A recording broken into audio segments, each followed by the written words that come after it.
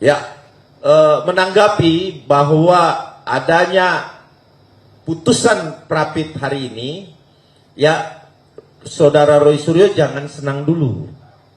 Ya, biasa aja.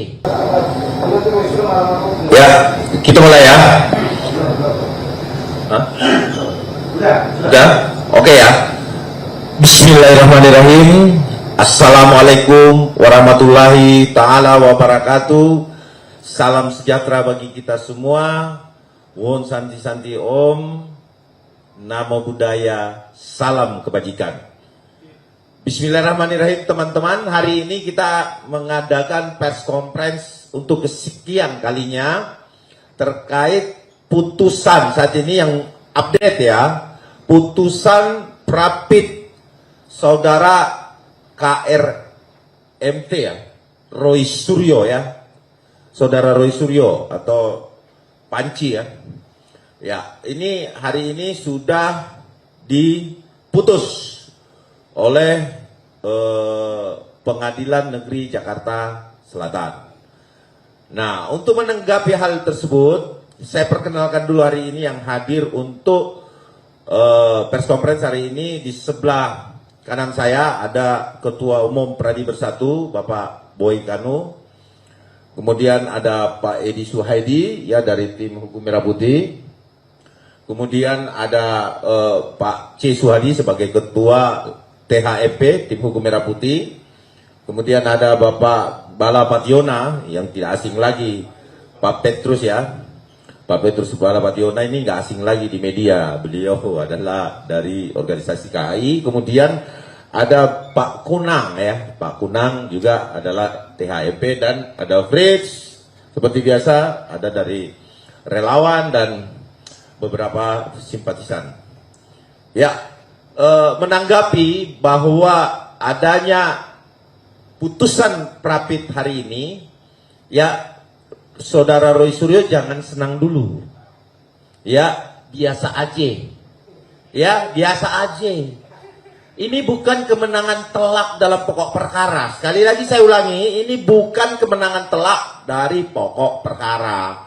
Ini adalah di mana disampaikan oleh hakim tunggal bahwa sah atau tidak sahnya satu penangkapan, penahanan, dan penggeledahan.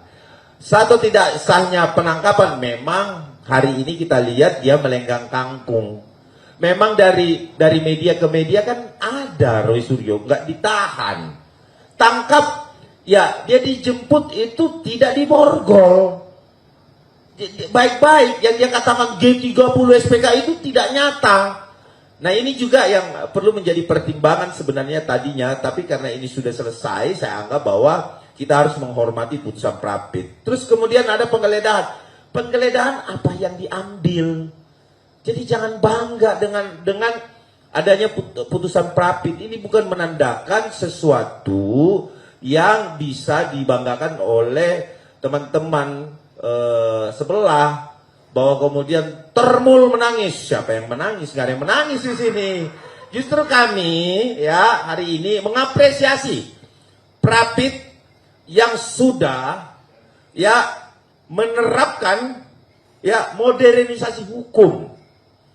Modernisasi hukum itu apa? Yaitu antara KUHP lama transisinya ke KUHP baru.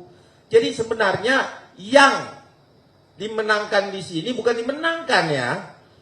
Yang diputuskan di sini adalah ya administrasinya. Jangan bangga saudara. Administrasinya sah atau tidak sah. Ya kan? Nah, itulah yang diputuskan 3 dari 7 permohonannya.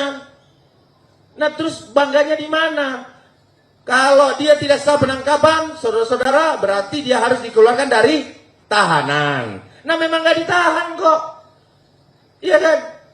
Terus masalahnya di mana? Jadi, saya rasa ini adalah jangan lagi nanti kita goreng-goreng lagi, menang. Nah, itu framing. Tetapi apapun itu, putusan Prapit kita hormati bersama. Dan ini kita anggap bagus.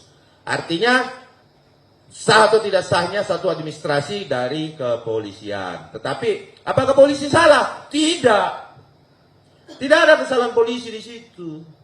Kenapa saya bilang memang semua administrasi itu harus ada, yaitu surat kapnya, surat hannya, surat penggeledahannya. Nah, kalau itu hakim menilai lain, itu urusan hakim. Tapi sekali lagi kami sampaikan di sini sebagai tim hukum Bapak Insinyur Joko Widodo, ya, bahwa apa yang terjadi saat ini adalah normatif hukum dan kita hormati semua. Bahwa tidak perlu lagi kan mengeluarkan dia dari tahanan kan, karena memang tidak sah dan tidak ditahan. Jadi tidak perlu dikeluarkan dari tahanan, memang dia jalan-jalan kan. Nah, tetapi kalau mau dicoba silakan monggo ke luar negeri. Ya kan? Monggo silakan keluar negeri kalau bisa, kan begitu.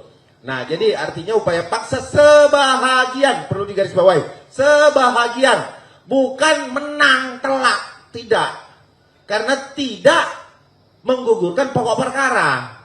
Pokok perkara adalah peristiwanya. Nah, peristiwanya itu tidak gugur, saudara, ya, tidak gugur. Artinya dia melakukan prapit kedua di sini tercermin bahwa untuk prapit kedua saya rasa hal yang sia-sia.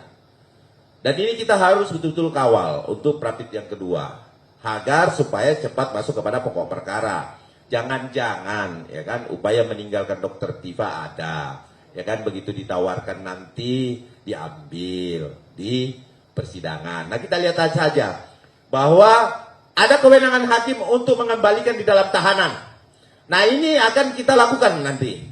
Bahwa siap-siap ya, Mahkamah Agung juga menerima surat dari berbagai organisasi advokat.